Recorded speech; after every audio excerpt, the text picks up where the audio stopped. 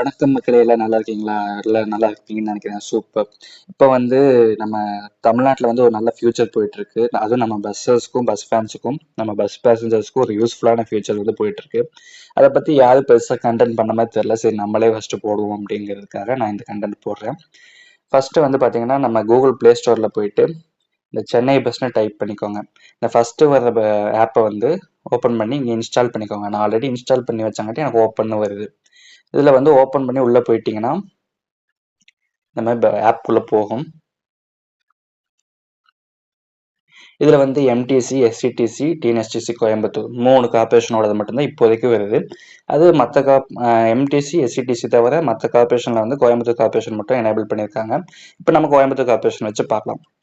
Coimbatore corporation click பண்ணிட்டேன். இப்போ வந்து லொக்கேஷன் பெர்மிஷன் கேட்கும், அதை வந்து ஓகே கொடுத்துக்கோங்க. இதை வந்து நம்ம பார்ட் 1ல் பார்க்கலாம். நெக்ஸ்ட்டு வந்து என்னென்ன பண்ணணும்னு பார்ட் 2ல பார்க்கலாம்.